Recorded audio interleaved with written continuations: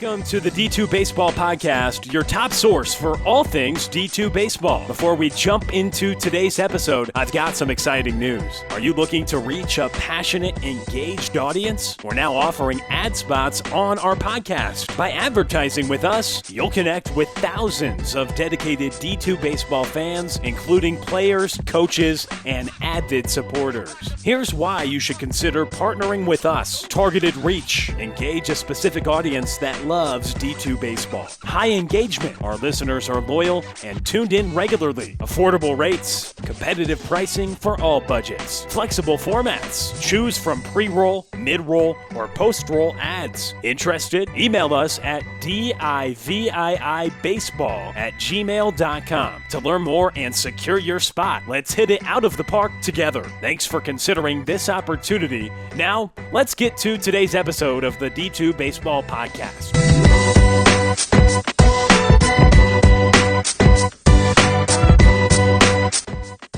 Welcome into another edition of the Division II Baseball Podcast. We're glad you're able to join us here today as we continue our Coaching Changes series. And we're delighted to be joined alongside Paul Svagdis, head coach at Westmont. A lot of excitement around this program. And Coach, we're really glad that you are taking time to join us today. How are you doing? How are you feeling as fall ball is rolling? And tell us a little bit about just how it's all come together these first few months. Yeah, feeling great. Super fortunate, blessed to be at Westmont. The athletic director, who was the coach who really established this program, was a former player of mine. And so played for me over at Pomona-Pitzer years ago. Joined my coaching staff at Azusa Pacific a couple years after he graduated from college. So to be in an environment where I'm back working with someone that I grew up learning the game with in a lot of ways. Once he became the head coach here, we spent a lot of time together talking about different ways to develop our program. So I'm excited to be here because there's a level of familiarity in the program because of what Robert has established over the years. So I'm pretty pumped. Plus, I've been in Boston coaching baseball in cold weather for about 2.5 years. It's nice to be out in 70-degree weather. Yes. And speaking of that, Coach, talk a little bit about it, because that's an interesting journey, right? You played at Tufts, then you coached there, then you went to Pomona-Pitzer, then Azusa Pacific, then back to Tufts to then come back to Westmont. And so you have a pretty unique experience about moving coast to coast. So, part of it, what was that process like, one? And then two, what are some challenges / advice you could give to potential young coaches that maybe have to do the same thing in the future? Wow. Good question. So it was probably easier moving out than moving back because my wife's from California, and, I took her away from the sunshine and palm trees. When we were married, when I moved out the first time to California, and she was getting to go back home. She's originally from California. So family's super important to me. It's always been a priority. It's been a reason why I've probably coached at the levels I've coached at, where I can balance a lot of those things. And a lot of times I got that out of balance, which we could do as coaches, right? So when the opportunity presented itself, my daughter was already going back to school in Boston and graduate school at Boston University. My son was going into his senior year. I missed home. I'm a Boston guy that was away from home for 25 years. And it's hard when your alma mater calls, we have a great alumni base there. We have a wonderful program. And when I was asked to lead it after Coach Casey retired, it was almost something I couldn't turn down. Does that make sense? So it was tough leaving the West Coast. I didn't realize until I left how many incredible relationships I had developed in the baseball world, right? Between college coaches out here, scouts. The number of texts I received when I left to go back home was really overwhelming and something that I look back on real fondly, as well as when the Westmont job position opened and I accepted that. I received a lot of texts from a lot of the local guys out here, and that certainly made me feel like I was coming back home, even though I was leaving my birth home. So it was advice, just always try to make a good family decision. That's the most important thing you can do in any of the decisions you make, right? Jobs are fleeting, but your family are the ones that have your back. So I would say always consider that as you're making these big moves in the game. And off of that, what made Westmont a good decision for you and your family? Well, it got my wife back to California, and she was pretty excited about that. It gave me an opportunity to coach year round, right? The falls and the winters out there in Boston are slim pickings to get out on that baseball field. And so it gave me an opportunity. I started to realize how much I enjoy being around the athletes than in the office behind the computer, right?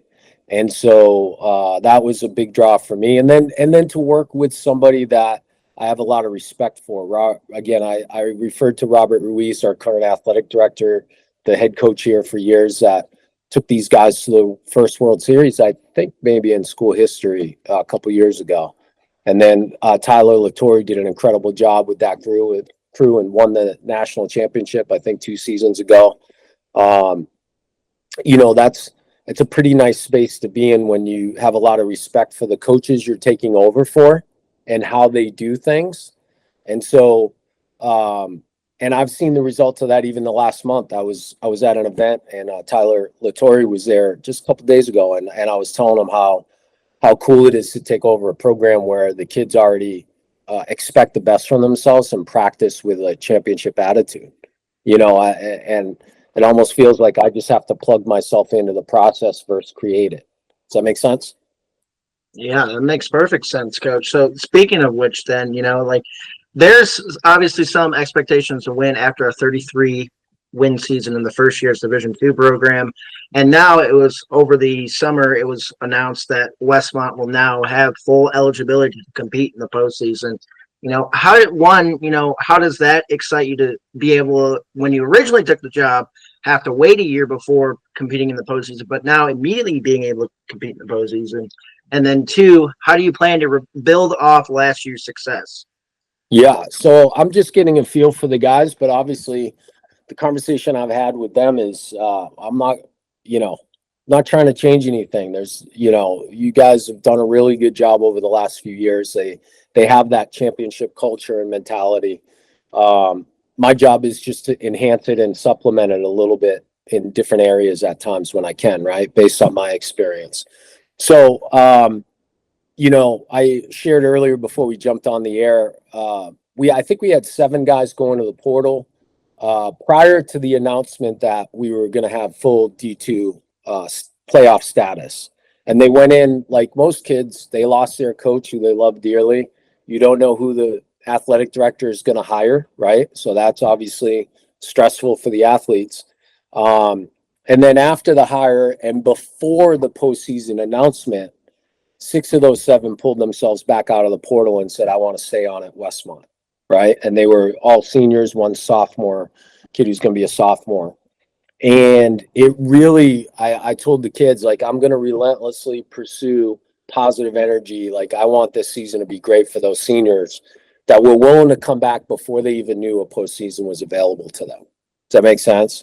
Because they didn't even understand they had that on the line when they chose to come back and make this program great, And I think that's pretty unique in today's day and age where the portal is pretty easy to jump into. And there's that enticement to move on to something that might feel bigger and better. Those young men decided to stay in this culture at Westmont and the baseball program, and puts a lot of onus on me to give them my best every day. Does that make sense? So no, it does make sense, Coach. And off of that, also, it's got to be exciting for you as well because of the fact that decision for some players to come back aligned with you taking over, showing confidence in you as a leader. How did that make you feel at the time, and how do you plan to run with that as well? Yeah, great segue on that. Yeah, I mean, it almost builds a little bit of trust right out of the gate, as if we have this mutual trust for each other before we've ever met, right? I think there's that. I keep sharing it with the guys. We do all have because they're seniors. And remember, they played for Robert Ruiz for 2 years. and then they played for LT for 2 years, right? And so they came in under one kind of set of philosophies that was really successful, and now they were able to play for Tyler for a year or two. Does that make sense? That was highly successful. And so for them to already give me like a little bit of a pass as a coach and say, hey man, we trust this guy based on his past experience, is a super cool. I've transitioned to Azusa Pacific way back in the early 2000s, took over for a coach that had been there for quite some time. I took over from my coach at my alma mater who was there 39 years. So that, pretty legendary coach. And to take over for these two coaches here and then have the players kind of give me a little bit of a stamp of approval right out of the gate makes practices go smoothly right out of the gate, right? Because you're getting a little bit of early buy-in that I might have had to earn a little more each day. And speaking of out of the gate, in your very long experience as a head coach, as it's evolved over time, do you have like a set of standards or expectations that you set for your programs at the beginning of each fall? Yeah, I mean, I kind of fell into the standards that these guys have created through Coach Ruiz and Coach Latore. I mean, they practice super hard. They're super dedicated. They treat each other well. So it fits my standards, right? When we get on practice, we're not going to practice 4 hours a day. We're going to be tight. We're going to be detailed, but I expect a high level of effort and engagement in the process.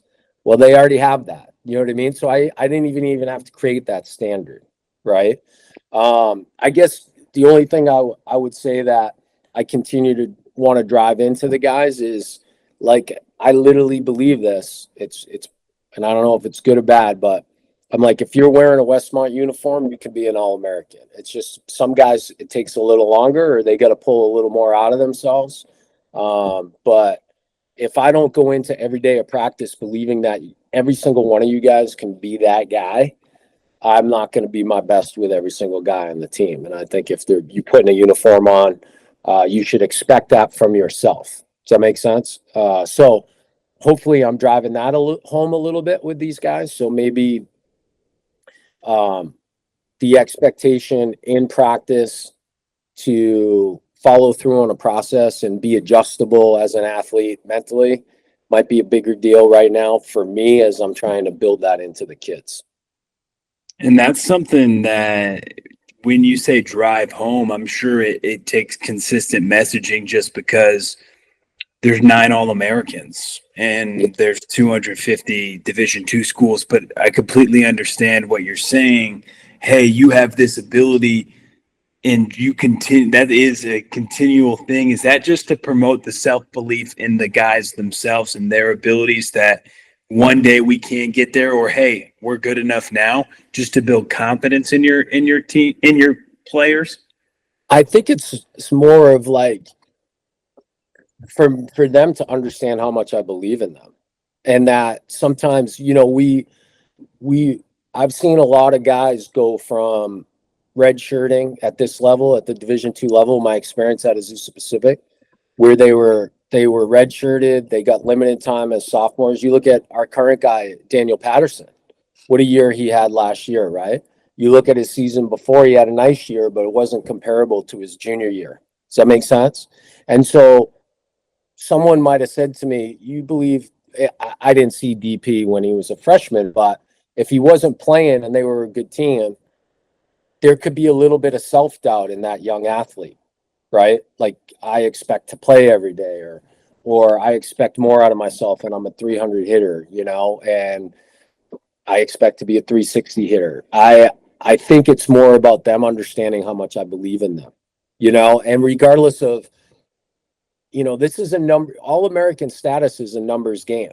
The committee's not coming down and evaluating swing paths. They're just looking at what we produce, right? We all know that.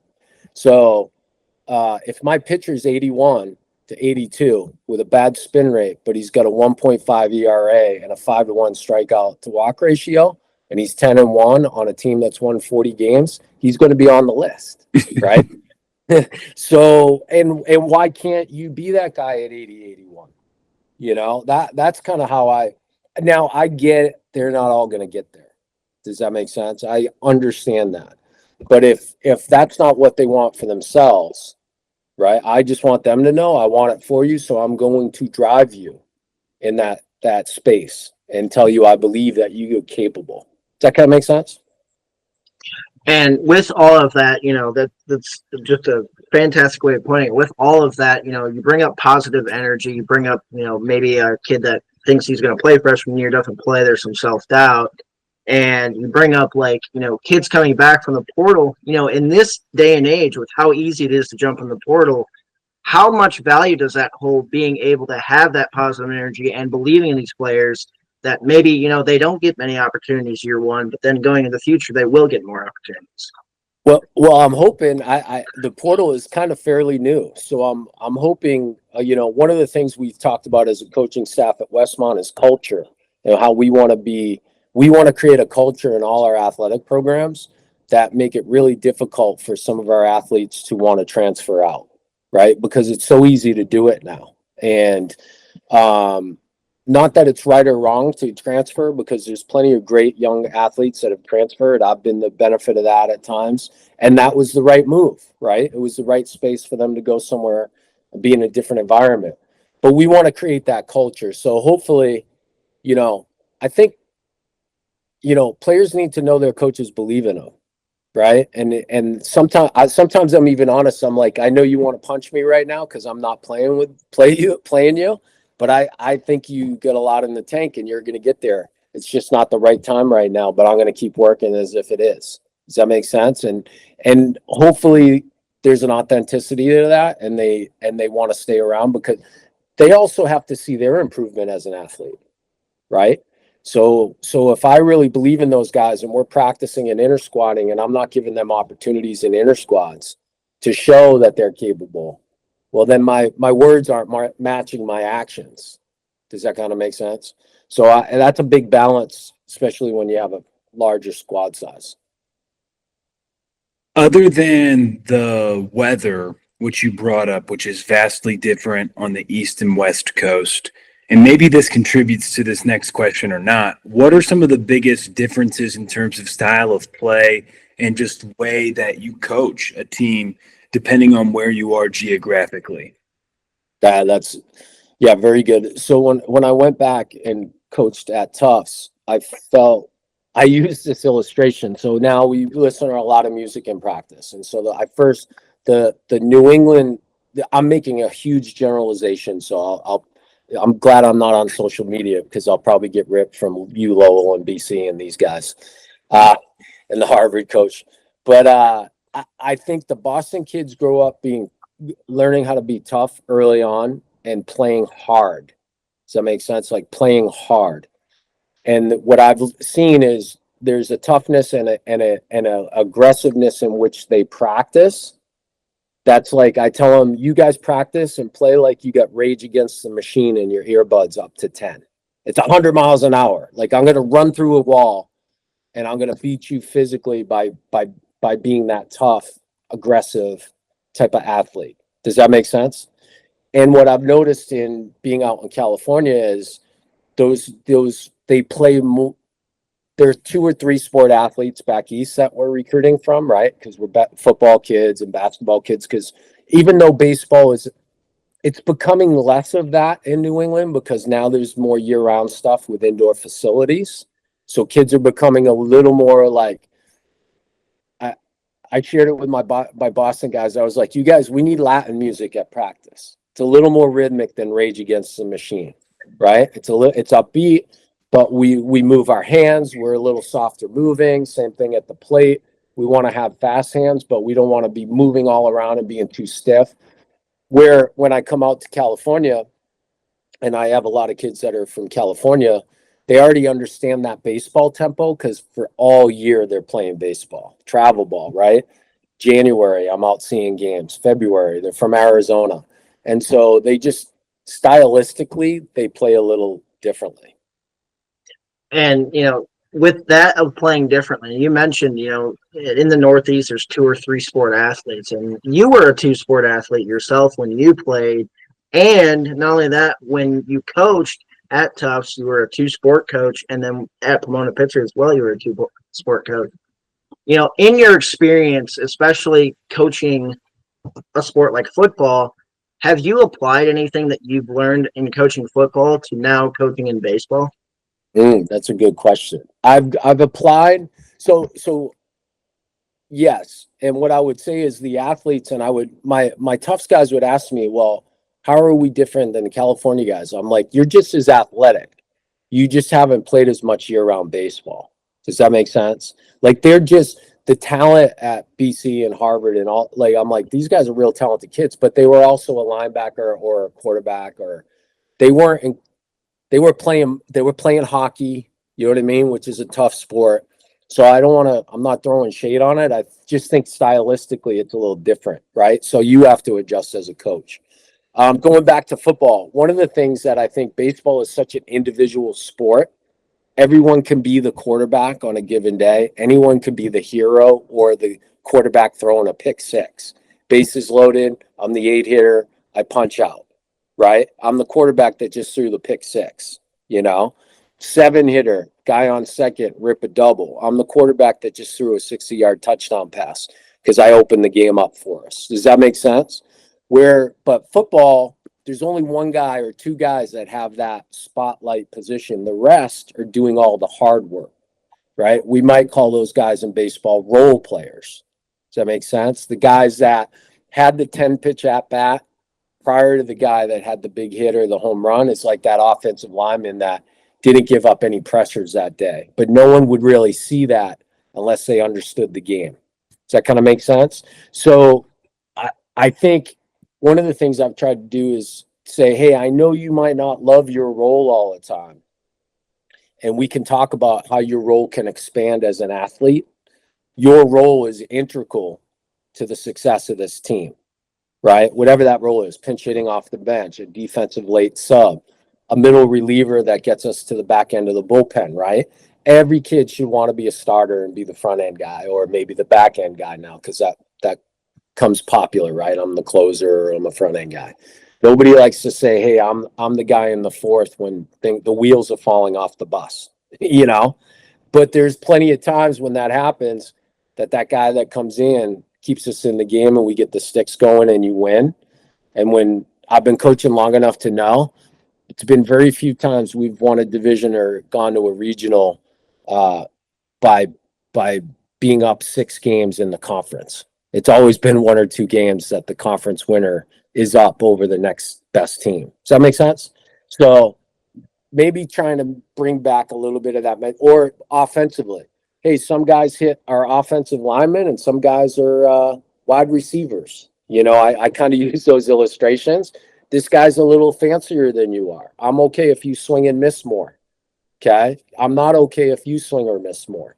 I think in football, right, you can say, hey, man, I want you to be physical in the middle, and then you can tell your defensive back, I need you to be more athletic and track balls down. Does that make sense?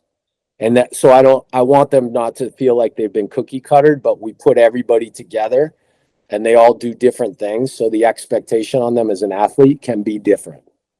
I don't know if that illustration hits home.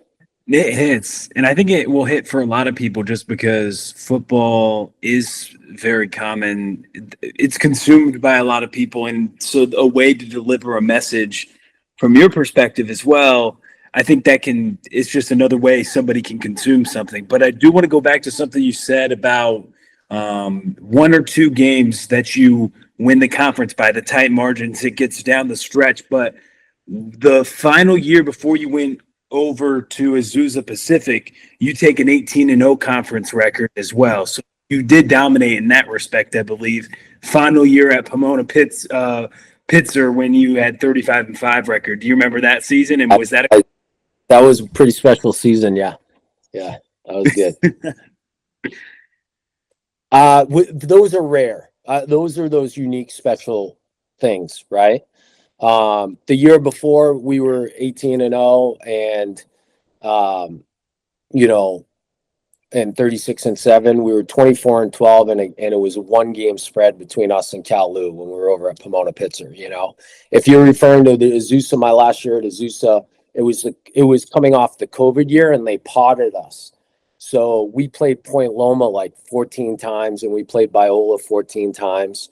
So that's not a real reference point. Does that make sense? If we boat raced everybody at that point, I wouldn't call. I was very happy with how we responded to the potting and how we did, because Point Loma is like a really good team. And we were all like, dude, are we going to play Point Loma 14 times? This is nuts, right?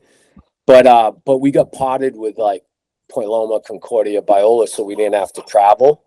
And so that was a kind of a unique year to get there. But all the other ones were like Cal Baptist, you beat them in the end of the year by a game, Dixie State, when we were all back in the Division II together, at least it felt that way. And, speaking of experiences, you have plenty of experiences as a coach starting your coaching career in 1993. Talk a little bit about how the, baseball has developed from then to now in terms of style of play and different types of factors compared to when you first started coaching. Sure. Well, obviously technology is a big one. TrackMan, Rapsodo. I think for older guys, it was funny. I just alluded to being down at an event with Tyler, who's at Pepperdine now. Of course, I was with Coach Adcock, who was a Division II coach for a while at Cal Bap, and Coach Valenzuela from St. Mary's. And two of those three guys are pitching guys. And so when I'm there, I'm more of a hitting guy. I like to pick their brain. That's what we do. And I was asking them about technology, and the verbiage that they were kicking back to me is they're like, we have to be involved with it because it's a part of the game. But it's we're so used to doing it a certain way because they've been coaching 20, 30 years as well. Does that make sense? And so we're almost having to relearn how to use technology. I don't want to speak for them, but for me, I have to integrate technology because the kids need it, because that's what they expect, right? They're better baseball players out of the gate, I think, than when I started. What I mean by that is they have personal lessons. They all been going to Cressy or Driveline or 808 or all these different, right? Goggins, all these guys. And so they're more privy to like mechanical adjustments to their game. And they come in with, I would say from a baseball standpoint, like I'm out there with my guys and I'm like, hey boys, your swing mechanics are really tight. Like you have good swing mechanics. You've been taught really well, whether it was LT, Ruiz, or you go away for the summer and you have someone working with you, Driveline. We have some Driveline guys. They do a great job. And so the difference though is now I feel like I have to transition them into what a hitting plan looks like. How do we actually hit the ball out in front and drive the baseball? Because they're so mechanics oriented. It's almost like getting them to think offensive big picture because their swing's good, but they always want to default back to, well, my swing's off, that's why I didn't hit it, versus was probably timing or pitch location. Does that make sense? Because they're so used to tee work and drill work and heavy bat, light bat, short bat, high tee, low tee. We do all those things as well. But I almost feel like maybe back in the 80s and 90s, guys were just more aggressive and like, let's hit a ball hard. And guys back then needed more drill work, more tee work, more mechanics. Does that make sense? Where these kids get all that all the time. My son, I did less. I'm a college coach. I was paying for my kid to play travel ball and get lessons because I was like, you're probably going to listen to this guy more than you listen to dad. And so and it was probably good for my relationship with my son too, because dads can be hard sometimes, but his mechanics got better because someone was like working with him on these finite little drill sets. So I would say those are the two differences from when I graduated in 93 to where I am now. Do you think that maybe there's too much of a focus on mechanics and not as much of a focus on competing instead of saying, hey, I want to go get this guy out? I'm thinking about my league lead block and my hip to shoulder separation. What are your thoughts on that? Yeah, I do think we default to that quite a bit as athletes now. you know. So I have to, you know, drill not, but stay focused on the process of teaching them that compete gene. Like you said it really, really well. They focus on what my arm's doing versus, you know, how do I go get this guy out right now, right? And same thing at the plate. So yeah, I mean it's a battle. It's a battle because I stand in the bullpens and my hitters come out and they want to talk about it. And I'm like, hey, bud, your timing's off. You're getting down late, or your load's starting a little later. Just start a little earlier and try to smash him. You know, let's start there. So yeah, I think you said it great. And, as more on the hitting side, I'm curious to get your thoughts on like any principles or key ideas that you've developed over the years that you've instilled in your programs. I don't think I think you guys are probably familiar with the American Baseball Coaches Association, the ABCA. So I've been since 1993 when I graduated. I've been going to almost all the conventions, and every year I come back and I implement something, and I think like I created it, but I didn't. Corbin told me something at the convention, you know what I mean, or Johnson from Jay Johnson, and I was like, oh, all of a sudden now I think I'm a guru, and I got it from all these real gurus. So I think offensively it's more approach for us. It's more about giving, and I shared this with the kids. We've been coached so well now, I think. Hey, hit behind the runner, let the ball get deep, let the ball travel. And I was one of those guys for a long time, and it worked. It was a good thing. Right? We had success. We drove balls. We weren't out too early. But what I've seen is because we've gone that way, hitters now that can be good hitters and drive the ball out of the park have lost the ability to learn how to hit the ball well out front. Does that make sense? You guys remember Joey Batista? I think one of the things, like, regardless of what we think of him athletically, when he had that big year, when he had that breakout year where he was driving the ball, so I saw a video of him and they said, what was the big adjustment you made going into this year? And he said, I just simply started to hit the ball out in front a little more, And I thought about that because I would drill guys, oppo, let it get deep. Because a lot of times guys would be too far out in front and roll over. We don't want that as a coach. Yeah. I've learned that kids have been drilled that so much now, high school guys, they don't know how to keep their hands inside the ball middle in and take it pull side with backspin now. At least that's what I've seen. So these guys, I'm like, you guys should love playing for coach now because we're going to take BP on the field every day and we're going to get a lot of reps because I want you to feel and see the flight of the baseball off your bat, right? I don't use terms like launch angle because I think launch angle can get guys off plane a little bit because they try to create launch angle. And I try to share with them, like, coach knows about launch angles, but I think the best way to get it is where you're contacting the baseball. It has nothing to do with your swing mechanics. It's simply learning where to hit the ball and stay on plane with that, right? And it is mechanics. We got to get lay back, and we got to get into a position where we can have adjustability, stay through the ball. I understand all that stuff. But like I said, I think they're getting all those things and they're getting to where they need to. They just sometimes let the ball simply get too deep on them. So I think for me, I'm giving you permission to miss baseballs right now. Does that make sense? It's okay. Because We've been so used to decelerate to make contact.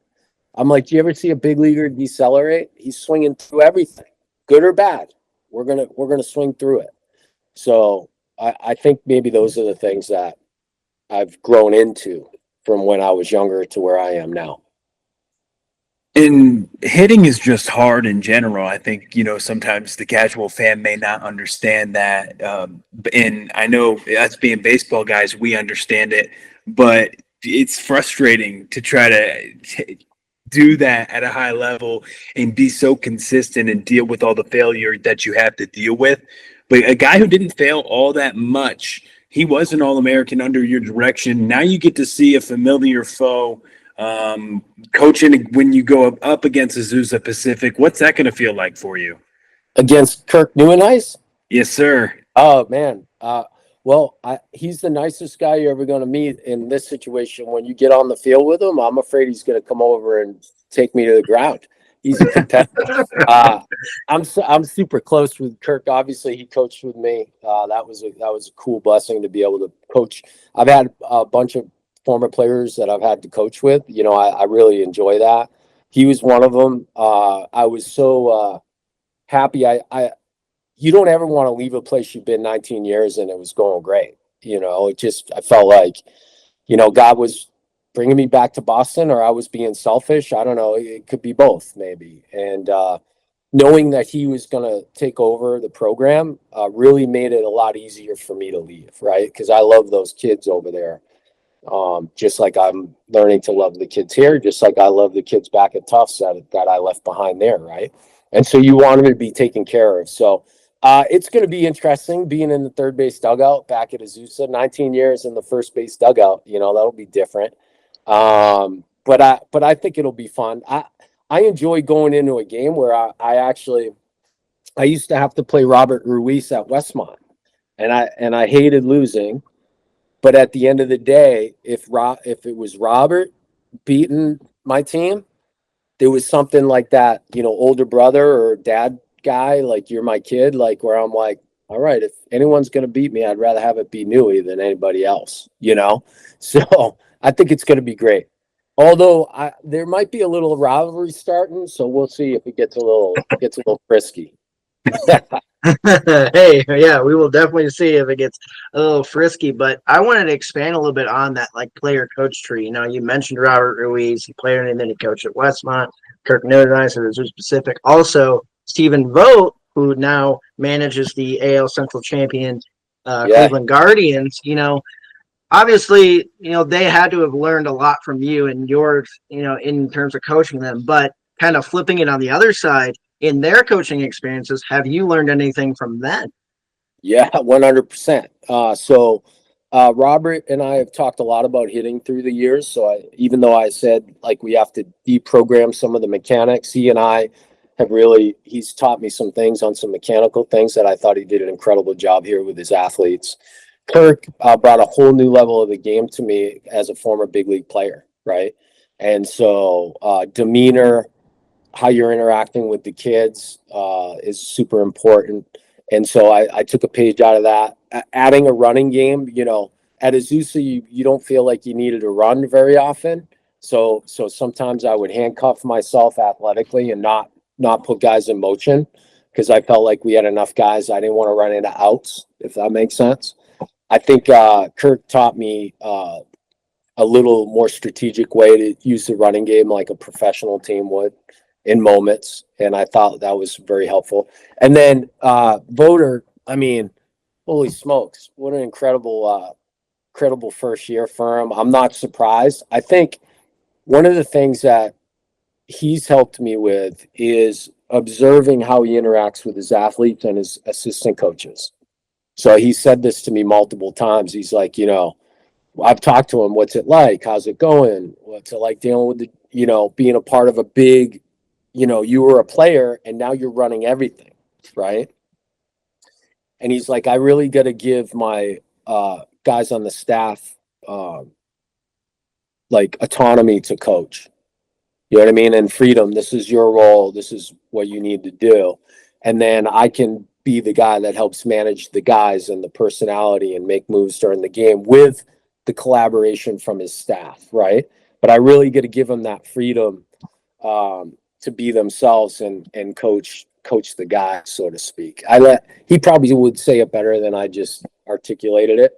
But I think going into this position at Westmont, I have two incredible assistant coaches, Elijah Ontiveros, who was here during all the runs over the last 8 or 9 years, who was Robert's assistant and Tyler's assistant last year. And then we have our pitching coach, Coach Hub, who came in 2 years ago that the players love.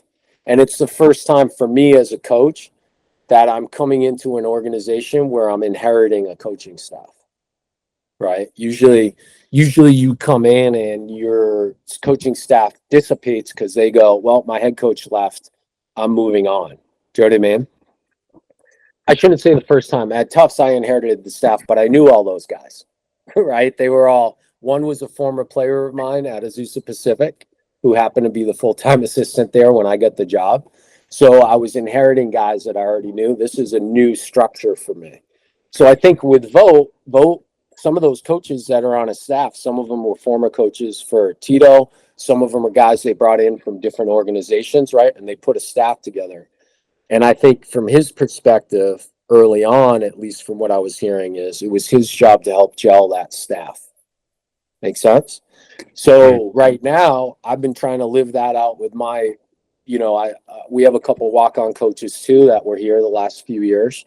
And I'm trying to live that out as the head man to make sure that they feel like they have autonomy, that they're supported, that, I trust what they're doing. And hopefully, I mean, it's still early. So this is like the easy time. There's it's no winning or losing going on. So every day seems great. But hopefully I can continue to maintain that culture for my staff. They'll probably be their best then, right? When they feel that kind of support.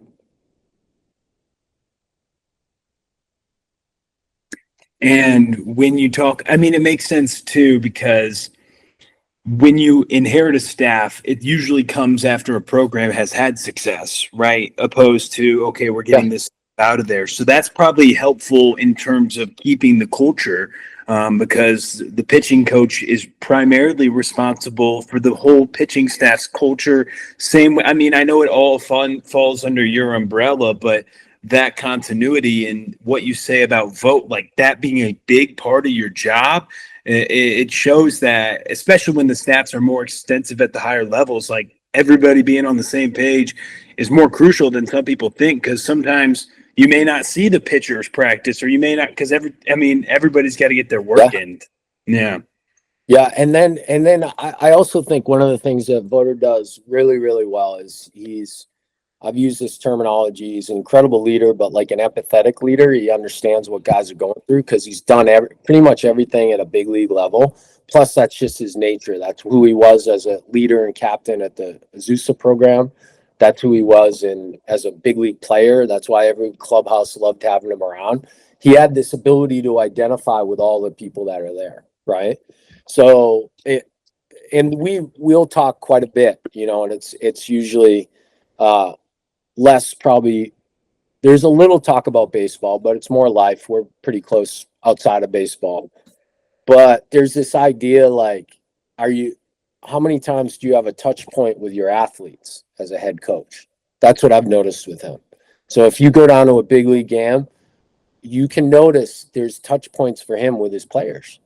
He's going to talk to this guy and going to talk to that guy. I've been down to a bunch of games now because it's fun to go see him. It's really surreal because I'm like, it was pretty cool to watch you be a big league player, but a manager, like whoever gets to that point,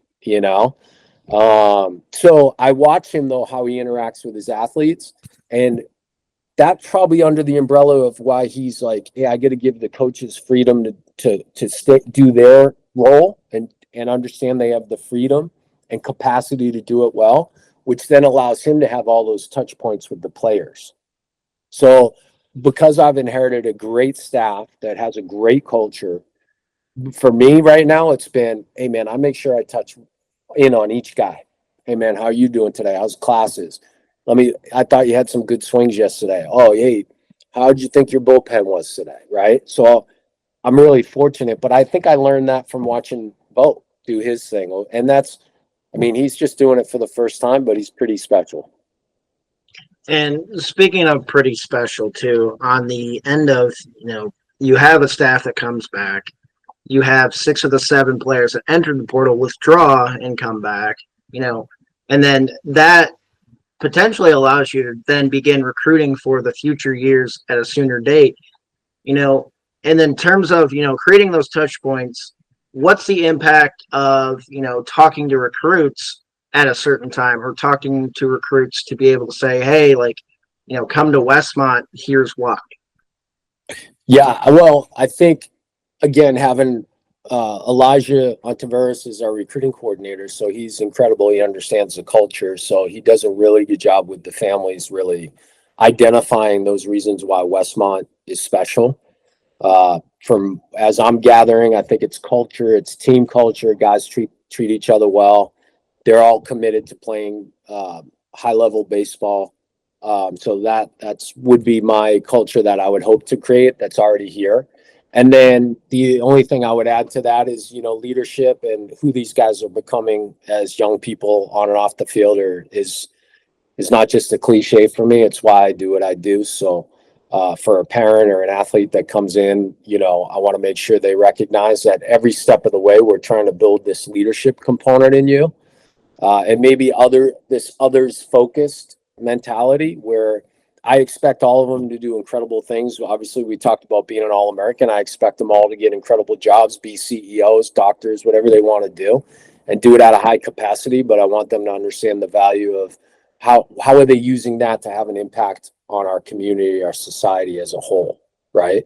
And so those are the things that I would share, because that's something I'll bring to the table, because it's be part of my development process of the athletes as the head coach here. So I think those are things. And then, I'll get a better feel for the culture at Westmont the more I'm here, right? And the community at large. It's a smaller community of students. Santa Barbara is amazing. I'm sure if you guys haven't been out here, come on out and visit. I'll take you out fishing. Just got a nice boat for the water. Gonna go There out we for go. first time today. I'm going to go out after practice, so I'm pretty pumped about that. We're literally right along the Pacific Ocean, so it's a pretty unique place. And then baseball wise, why Westmont? The transfer portal it's a different world out there for head coaches at the Division I level. It's going to be interesting to see how that goes. You have NIL that you're dealing with. There's a lot of unique scenarios that are going to be rolling around, and I think at the Division II level, hopefully, if you have a program that has a chance to win every year and has a good positive culture and is going to provide you with the degree you're looking for when you graduate, there's more schools in Westmont. I'd like to think Westmont's up on that top of that list. You're going to get an incredible baseball experience. If you're a pro potential prospect, you're going to have a chance to go play at the next level. We just rattled off a bunch of big leaguers that have played at this level. We have Stefanik over at the Angels. That's a Westmont grad that's doing incredible things in big league baseball. And I would say you're a part of a bigger picture team when you're at this level right now. Make sense? So you might have fewer non-starters going in the transfer portal, but you may have some All-Americans going in the transfer portal, right? Right. So we may be losing our best guys. That's going to be the interesting one. And there has to be a side sometimes where I'm like, hey, man, I want what's best for you. Sometimes for some athletes, this is what should be best for them, Westmont. For others, it may be like, hey, man, Jay Johnson wants you and they got a need. Go ahead and go grab that brass ring, man. I'll be in your corner, even though I still think this experience would be incredible. Right. No, you make a great point. I mean, the high level D2 guys, I mean, it's just hard to turn down. I think the opportunity, and it's harder now because the opportunity is attached to dollars and cents now as well, and it didn't used to be. So that's really interesting to see how that goes. But one thing I can say is it's very exciting to see what's going to happen with this Westmont program as you continue to push along and really just carry out what has been a great program, but really just incredible. I mean, Robert and I were talking about it last year about first year in Division II, and it did not look like it in any way, shape, or form. I mean, clearly, if eligible for the NCAA tournament, definitely would have been in. And so it's going to be exciting to see that opportunity perhaps be realized here in 2025. Well, I hope so. A lot of pressure now. I was kind of relaxed. I didn't have to worry about coming in off national championship and a team that would have made the playoffs. Now, I tell the guys all the time, I'm like, hey, man, the common denominator, if we don't get there, is me. I'll accept it. I totally get it. So don't think I don't think about that daily. And Coach, the final question I have for you is, baseball in the city of Santa Barbara great 2024. Westmont had a great season. UC Santa Barbara had a great season. Santa Barbara City College had a great season in the Super Regional. So in terms of community, what do you plan to do, or how do you plan to enhance to bring Westmont baseball to the Santa Barbara local community? Oh, yeah. Well, I think just being community oriented. So we volunteer for a lot of stuff in town. We serve it. They do half marathons and have this big run up in the mountains. So we serve there as volunteers. We'll do one of the things I've done at all the programs I've been at is free Little League clinics. So that's bring 2 or 3 of your Little League teams up to our field, and we'll clinic them around and chew seeds and bubble gum and practice them. So we'll do things like that. And then get, Coach Checketts has done an incredible job. I haven't met the Santa Barbara City coach yet, but we have them on our schedule. So we'll be playing them in terms of like a preseason game in January. We have a couple scrim days that D2 allows us to have. So we'll play Santa Barbara City every year, and I'll get to know the coach there. But I'm looking to get to know Coach Checketts. I know Coach Ruiz had a really good relationship with him through the years. They used our field last year, I think, while they were doing some renos on their baseball facility. So, yeah, it's an incredible baseball history out here, right? And I think, like I said, I think Robert and the guys that have come before are guys that are in this program now, and then LT kept it rolling. And then, it's my job to continue to keep it up at that level from a recruiting standpoint and development, that people are like, wow, what a great option. I can be by the ocean. I could be in Santa Barbara, and I can play winning baseball. It's pretty nice. And to add to that, and final thing I'll say, Coach, thank you so much for your time. And I'll see if, Robert, you have anything else. But the last thing I say, too, just to add to that is you also get to, I know you said you're not on social media, but you get to play on what hopefully in a few years is going to be a thing that has a ton of notoriety, and that's the PacWest Digital Network. I think it's coming out this year, or it's expanding more. So that ought to be for recruiting as well. Absolutely, yeah, for sure. And for guys to be able to get on and see us play every single week in the conference in general, and hear about what's going on within the conference is going to be definitely great for recruiting. And we live in a world I was thinking about this because I miss Boston a little bit. I'm a sicko that is in Santa Barbara, and I miss Boston. It's probably like 90% humidity right now, and I don't know what's going on with me. But so I listen to Boston Talk Radio, and I'll pull it up on YouTube, and it's really not talk radio; it's TV, right? It's TV on my 60-inch here because I get to see Tony Maserati talk about the Boston Red Sox, and I get to see these guys that I used to listen to back in the day. So I do think the network's going to be incredible for recruiting, for kids to be able to see what we look like as athletes, right? And as you guys know that have been covering D2 baseball, it's a lot of good baseball teams at the Division II level. Very, very well played, physical, exciting baseball. So yeah, that's going to be awesome. Coach, yeah, we'd like to say again, we appreciate it and express our gratitude for you coming on and talking about the Westmont program, a little bit of your history and background as a coach, and some of the unique experiences that you've had. But once again, yeah, thank you for coming on. Hey, thank you. Thanks, boys. Thanks, Robert. Thanks, Will. Appreciate it, Coach. That is Paul Svagdis, head coach at Westmont.